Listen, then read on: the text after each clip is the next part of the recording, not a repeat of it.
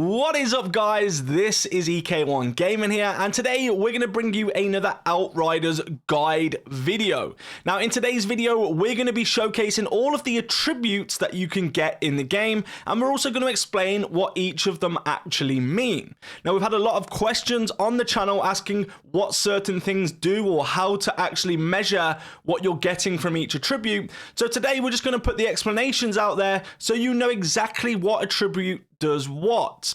Now, we're also going to make it easier for you, and we are going to timestamp each attribute in the video. So if you're searching for a specific one, you'll be able to just skip directly to that point of the video.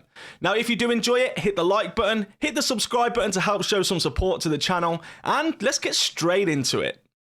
Before we get into this video, if you would like to win a copy of Outriders, all you have to do is spot the spelling mistakes in the actual attribute descriptions. Now, leave me a comment in the comment section below telling me where the spelling mistakes are, and I'll be sure not to make them in the next video. Yes, I messed the video up, and I did do some design work with the wrong spellings, so hey, why not give away a few copies of the game? So if you want to enter, all you have to do is spot them, put it in the comment section below, and I'll pick a few of you guys to win a copy of the game.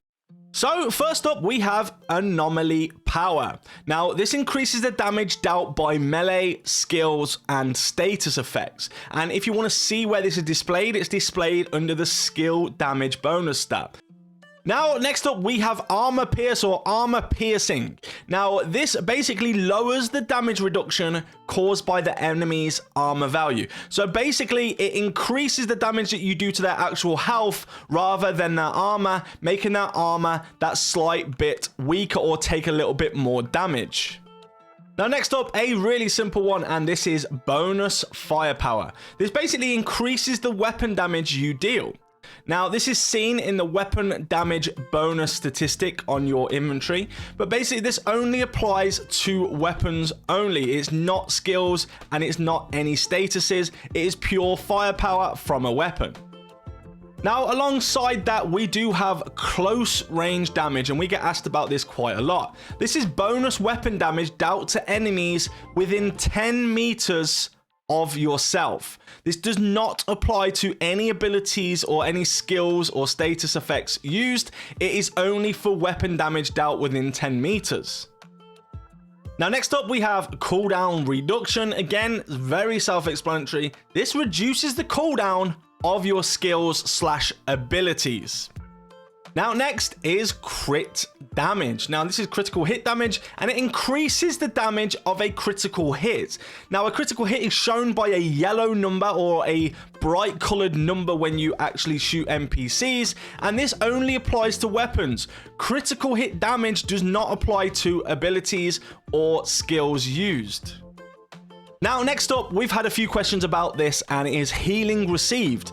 Now, this basically increases the amount of health restored through direct healing only. So it does not affect Leech and regeneration. So only direct healing will be affected by putting healing received on your attributes.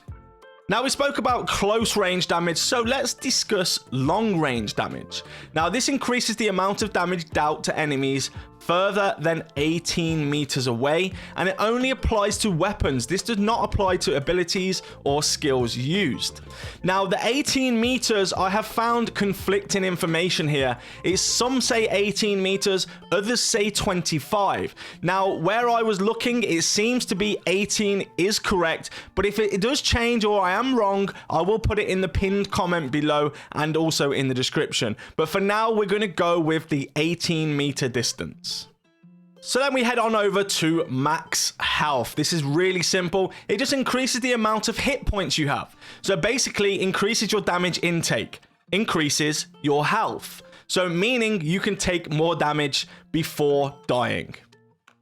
Now, this next one can be a little bit confusing, but it is resistance piercing. Now, a lot of people ask questions about this. This is the percentage of enemies resistant that is ignored when dealing ability damage. So some enemies have a resistance. Say, for example, they have, 50% resistance from piercing with abilities. So 50% resistance from your abilities. And you have a mod that gives you 30% resistance piercing. That means then they will only have 20% resistance to your abilities. So it just depends on the NPC and the situation. It can get a little bit confusing, but just see it as knocking off a percentage of their resistance of the actual ability's power. Now, next up, we have Skill Leech. Now, this heals you for a percentage of damage dealt by a skill. Very self-explanatory. Do damage with a skill, and you will receive a percentage of that damage dealt back as healing. Now, on top of that, we do have status power, which increases the effectiveness of your status effects. Now, burn, bleed, and toxic, this gives you more damage, and then ash, freeze, vulnerable, and weakness basically extends the duration because they don't do a damage. So it's either damage for the 3 at the top or duration for the other status effects. Now, last but not least, we have Weapon Leech. Now, this heals you for a percentage of damage dealt by a weapon only. So skill damage does not heal you. If you have Weapon Leech on, you would need Skill Leech. Now, guys, if you enjoyed this video and found it helpful, be sure to hit that like button. And if you want to help support the channel and help us on our journey to 30,000 subscribers, please consider hitting that subscribe button. Take care, everybody. Stay safe, and I'll see you all in the next video.